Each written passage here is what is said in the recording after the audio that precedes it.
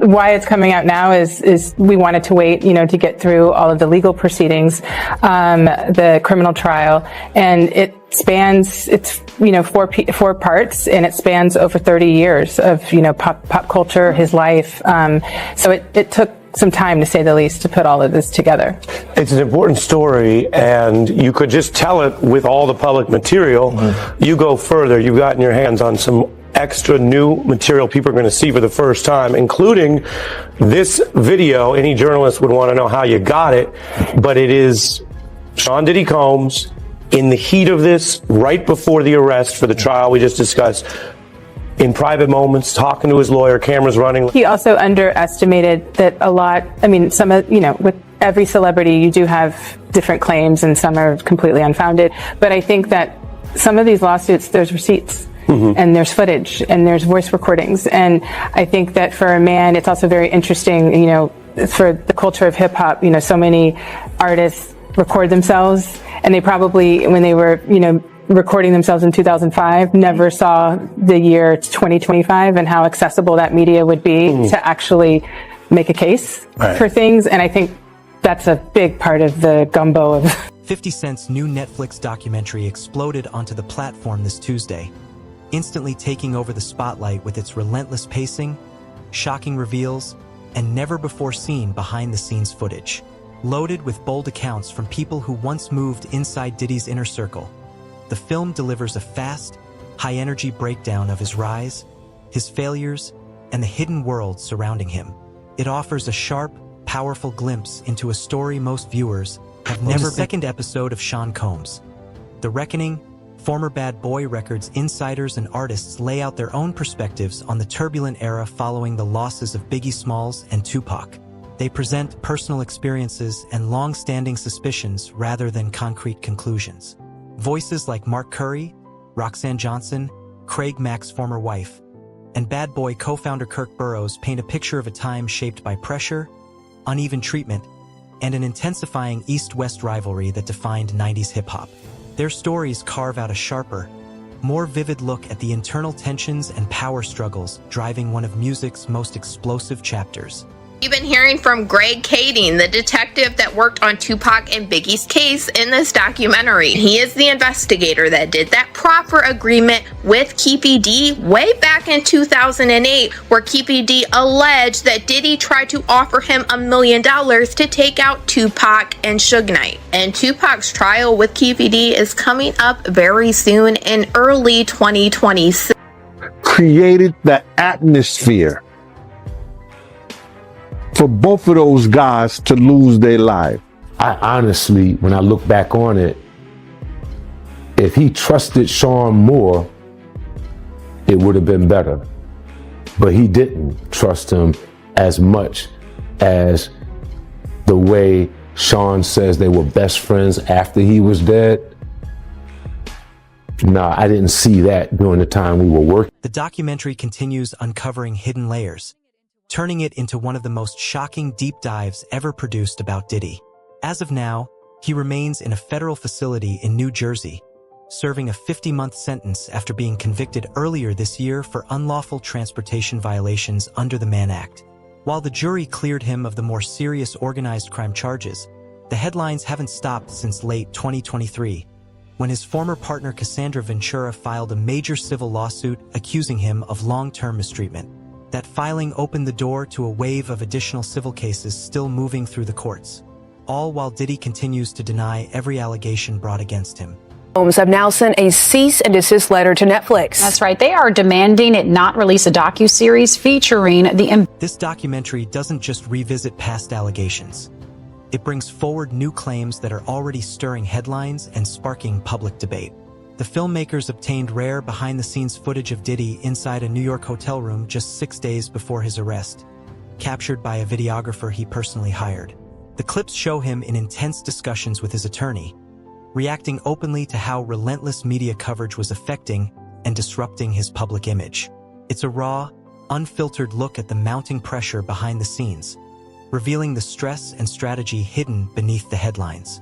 I'm waiting the whole time for Aubrey O'Day to reveal some major story that happened between her and Diddy. 3 episodes in, she's basically just talking about Diddy in a very general way. It isn't until the 4th episode that Aubrey reveals a witness walked in on Aubrey O'Day completely inebriated with Diddy doing things to her, as well as a second man who they refer to as a light-skinned, tall man. Details are very explicit and not anything I could share on here.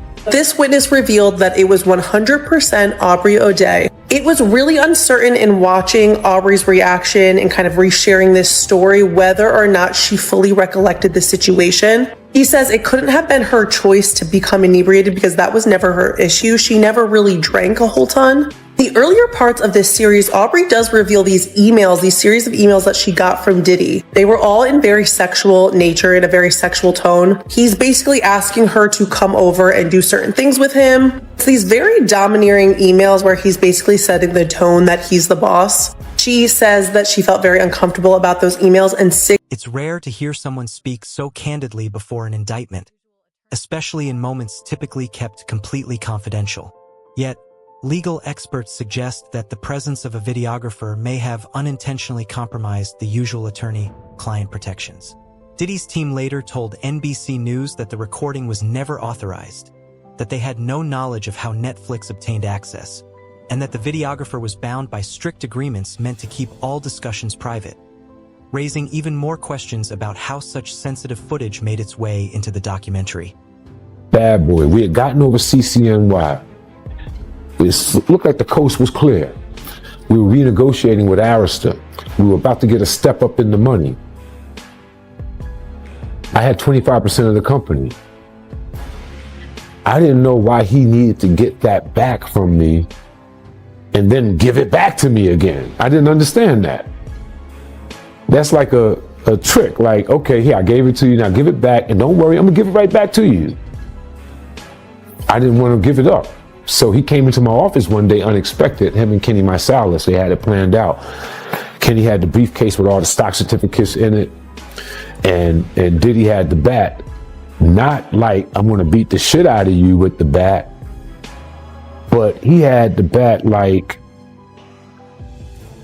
man, we got to do this. This has to happen.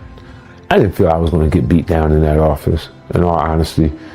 I got people that could jump out of the shadows in a minute. I wasn't threatened by him. What I was messed up over was the fact that I started this company with you from day zero, and now the one solid thing that you told me I had, you want to take that back and do a return to me on that at this critical time that we're renegotiating and getting a step up on the contract. When he told me it was about all of that renegotiating and that I should trust, I did, begrudgingly, angry, upset. It wasn't right. I did it. He got the stock back. I went on, tried to get over that, kept doing my job, doing what I had to do, delivering everything. And once again, I was caught up in the job. I forgot all about it. And next thing you know, we had the snafu. I was fired. And he just said, oh, okay, bye. And since he had never given me the stock back, he never said that he would pay me anything or give me anything. He just avoided me all these years. Not only did he avoid me all these years, running high and low, I went on and started working with Mary, who The series also features voices from Diddy's past, former collaborators, performers, and longtime associates offering insider perspectives on his rise and influence. Among them, Aubrey O'Day from Making the Band shares her personal experiences, adding depth and nuance to the story while highlighting the pressures, challenges, and complexities of working alongside one of hip-hop's most influential figures. Pac's money, Pac wanted to leave, and it could be some other shit that was going on. But they still created an atmosphere for that. You understand that East Coast, West Coast bullshit. When Suge was trying to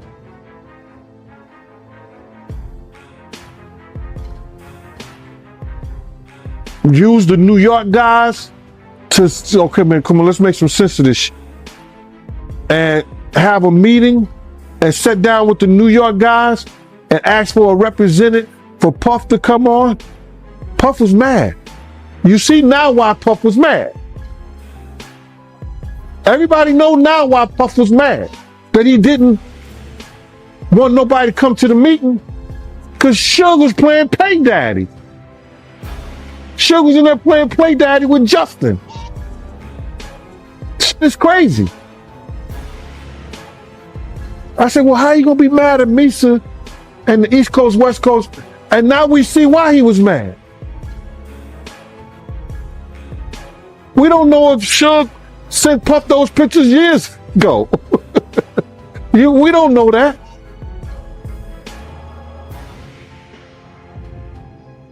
But that's why Puff didn't send a representative when Zipman was asking him, man, let me represent, just let me know. Nah, man, F that. They trying to get a black distribution company, a publishing company, all that for hip hop artists and music. Puff and Jay-Z ain't gonna have shit to do with it. And look who get rewarded behind that. So, to answer your question, I think the atmosphere that they designed and made up led to what we know was the East Coast, West Coast war. And both of them had some responsibility. Singer I'll Be Sure, who once dated Kim Porter, shares what he says he witnessed firsthand, while former bodyguard Roger Bonds recalls seeing Diddy act aggressively toward Cassie, admitting that his initial impression of Diddy changed as he learned more.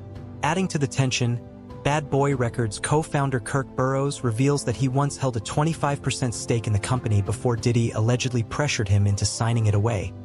A move Burrows claims derailed his career, left him excluded from the industry, and forced him into hardship, even his Bad Boy soared to massive success. You say Suge looks over, he sees you? He looks right at you? Yeah, he looks at me. Okay. When he looks over at you, and then, Tupac's busy getting shot. Evidently, the story is Tupac's trying to either get out in the back seat or something. Yeah, what do you see happening inside their car? I seen the bullet going Suge's head. I thought he was dead. So Orlando across Dre? He leaned over on the window, we rolled down the window, pop. They would drove on my side, I would pop them. You know what I'm saying? But they was on the... Burrows eventually took his fight to court, but the case was dismissed because too much time had passed, though he continues to navigate other legal battles today. The episode then dives into the infamous Bad Boy versus Death Row standoff, the East Coast-West Coast clash that reshaped hip-hop history.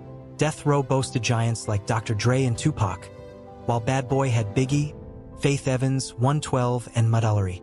Yet insiders reveal a sharp twist. It wasn't the artists fueling the fire. Multiple interviewees claim it was the executives, especially Combs, who kept the rivalry escalating until it exploded. Their accounts echo longtime assertions from Gene Deal, who has repeatedly argued that Diddy played a key role in intensifying the feud. I'm not gonna go into details on that one. Keep the streets on me. I ain't gonna go into detail on that. Well, I'm gonna go ahead and read from the book. Well, so let them buy the book then. Okay. Well, I'm just gonna read this passage. The shit was on. Tupac made an erratic move and began to reach down beneath his seat. It was the first and only time in my life that I could relate to the police command, keep your hands where I could see them. Instead, Pac pulled out a strap, and that's when the fireworks started. One of my guys from the backseat grabbed the Glock and started busting back. The first skinned Suge in the head, and I thought that mother was dead. I had heard some stories, supposedly that Suge used Tupac as a shield when the bullets started flying, but that's some bullshit. Suge was already wounded, and he was the one that got touched. As the rounds continued flying, I ducked down so I wouldn't get hit. Basically, yeah.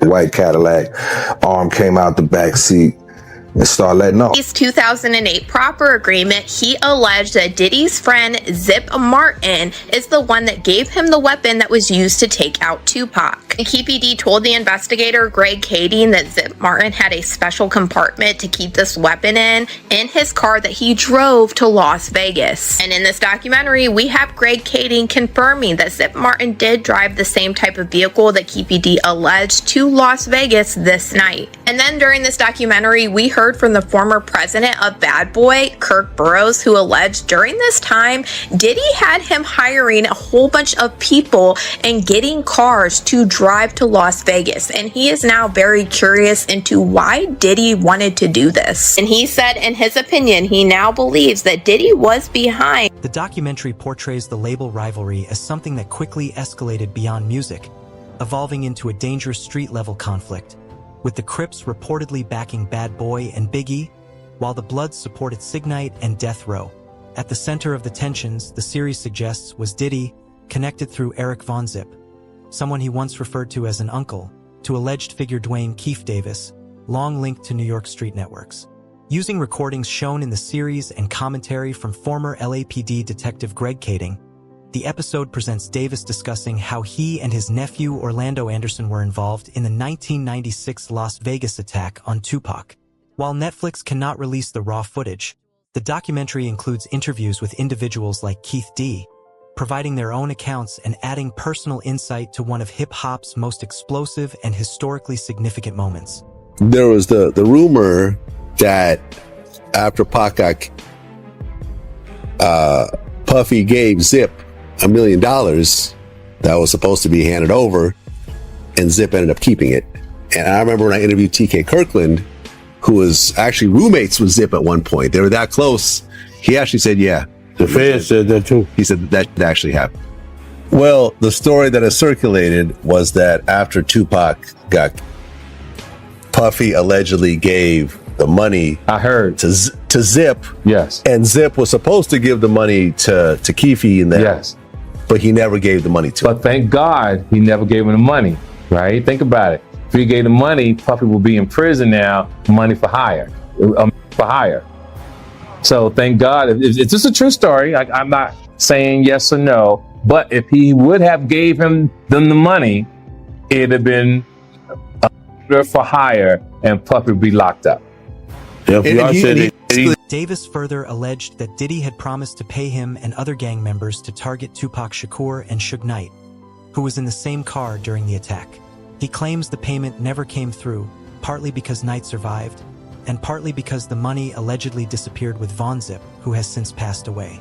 While these statements remain unproven and highly disputed, they add another tense and complicated layer to the already tangled web of accusations surrounding Diddy, deepening the documentary's exploration of long-standing conflicts, lingering questions, and the shadows that continue to loom over one of hip-hop's most notorious moments.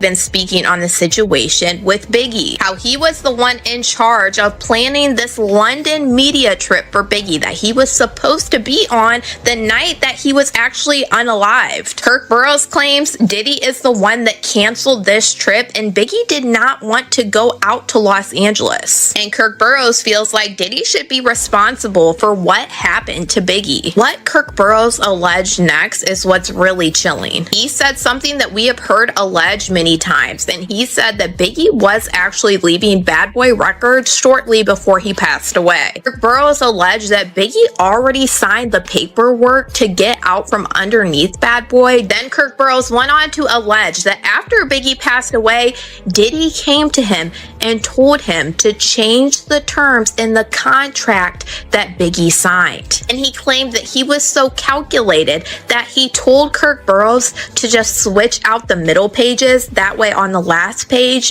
Biggie's signature would still be there. That way Diddy could allegedly keep. Burroughs claimed that Diddy encouraged Christopher Wallace, aka Biggie, to travel to Los Angeles to promote his album despite Biggie's hesitation, a trip that ultimately ended in the rapper's 1997 death. He asserts that Diddy effectively steered Biggie into a dangerous situation, only to later frame the decision as Biggie's own choice. According to Burroughs, this created a misleading public narrative that has long shielded Diddy from scrutiny, casting a darker, more unsettling shadow over the events leading up to Biggie's death. To go to LA so soon, knowing that Tupac got killed 6 months earlier. The award show season was up. We had to go out there to participate in that. We had records that were nominated. We were a budding, launching company that already launched, and we were successful. We could not go. But Biggie did have an inconvenience. He had a car accident. I think it was in Brooklyn, maybe downtown Brooklyn. He had a broken femur at that time, and he was recovering from that. Big sized person, could not really sit comfortably in a plane, not even first class, with a cast on. It was uncomfortable. He was talked into going to the LA portion of the trip so that he could be out there ahead of time. He was out in LA so there wouldn't be a big rush and bustle to get him there. So I think he was out there for a good week and a half ahead of time leading into the event. So being out there, we came to follow up and to have that night. And then he was supposed to, as per Arresta's marketing department, Arista, one of the best labels and distribution companies that you can have to back you, the legendary Clive Davis, who's backed so many artists, believed in Bad Boy so much, he put together a marketing campaign that was never seen before that campaign, and still wasn't seen, but it was put together so that Biggie could receive an international press junket in London with all press from around the world meeting him that Saturday, Sunday after the Friday award show night. He was supposed to go on an international flight with me. We have the itinerary still to this day. He was supposed to leave that early morning, go to London, and we would be out there for 2 or 3 days, and then he would go back to New York and go home. Diddy called Sean P. Diddy, whatever his name was during that time, called late Friday night, early Saturday morning, saying he's not going to London. Call Arista, cancel it. You go. You represent it. You go. He's not going. He wants to stay here. Kirk Burrows offers an even sharper contrast to the long-standing narrative, claiming that Diddy's relationship with Biggie was far from the loyal, supportive partnership he has often portrayed publicly. According to Burrows, the two were not close, and Diddy demonstrated little genuine concern for Biggie's well-being, painting a troubling picture that directly challenges the polished and protective image Diddy has cultivated for years. The budget for Big in LA for the award show ended that Friday night, Saturday morning, when a new budget started to get him from LA to London, where he would be taken care of with security, his friends, and everyone that he wanted to be with him in the style that he was accustomed to handle the press junket. When that didn't happen, that budget was never opened. The budget for LA ended, and there was a great need for security that Saturday night, and he was out without that security. The beef up. And we lost him. And in that decision, what it put us in, that decision put us in the worst situation that we could have ever been in. We lost our number one talent. We're on a West Coast where we're surrounded by enemies who told us not to be here. We really shouldn't have been there, but we were. Now we have to get out of there. At that time, I brought most of the company with me. I had a lot of interns, young people. I had to account for them with their parents. We had to get them home. That weekend, I think we had to get Sean out first. 1, 2, 3 steps in the trunk of a car, moving out the city limits to another airport on that flight out. I stayed until Sunday-ish or so, making sure all the interns, all the executives, every last one of the kids that was out there with us was back east. And then we had to make preparations for Big's family to know where he was at, for them to make preparations to bring him back home a week or so later. So that was the job. And then Biggie's mother has stated in interviews that she believes Diddy may have played a role in her son's tragic death, adding a deeply personal and emotional layer to the long-running controversy. Her perspective heightens public scrutiny, introducing a haunting and heartfelt dimension to the allegations and further complicating a case that has cast a long shadow over Biggie's legacy for decades. Oh, hi, Gene. How are you? All right, man. You know I ain't seen you since I came to your house and had that conversation with you. How you been? You all right? I've been okay. I've been watching you on Facebook. I'm sorry, Ms. Wallace. I'm sorry I had to do what I had to do, but you know, it is what it is. Okay, I know you do. Thank you, Ms. Wallace. Like I told people, I said if Ms. Wallace would have called me and told me to shut it down, I would have shut it down. Ms. Wallace ain't called. She knew how to get in touch with me. If Ms. Wallace didn't tell me to shut it down, I'm going to keep doing it because I respect you, Ms. Wallace. And do what you do. First thing I said was, Ms. Wallace, if you tell me to stop, leave Puff, stop, no, I didn't say leave Puff. If you tell me to stop doing what I'm doing, I will. She said, no, G, I watch you. You keep doing it. You doing a good job. You, man, listen here. Yo, I was happier than one of them boys at a Diddy party. I was so happy, man, it was crazy. Cause this was the first time I had talked to Ms. Wallace since the last time I talked to her and was telling her about Big. Diddy has denied every allegation leveled against him, and those denials remain his strongest defense. Yet if even one claim were to gain traction or be proven credible, it could fracture the carefully maintained image he has built over decades, leaving his public legacy exposed and more vulnerable than ever. And I also noticed this document that flashed on the screen that was from investigator Russell Poole. And Russell Poole said that he called Miss Wallace to update her on the investigation and that she was frustrated and angry that no one had been arrested for her son's unaliving. After bringing her up to date on the case and explaining our frustration with the lack of cooperation from Puppy Combs, Bad Boy Entertainment, plus Biggie's own entourage's lack of further assistance in the investigation, Miss Wallace calmed down and understood the situation. Greg Kading said in this documentary he believed that Diddy did not cooperate with Biggie's investigation because it would have led investigators back to him with Tupac's unaliving. I always remember the saying that when you solve one of their cases, you will solve the other. And that's why I honestly can't wait until... Could this explosive documentary trigger new legal developments? The series raises questions that continue to captivate fans and critics alike, sparking debate and speculation across social media. The unfolding saga is high stakes, high profile, and gripping, with each revelation adding to the broader conversation about what might happen next in Diddy's ongoing story.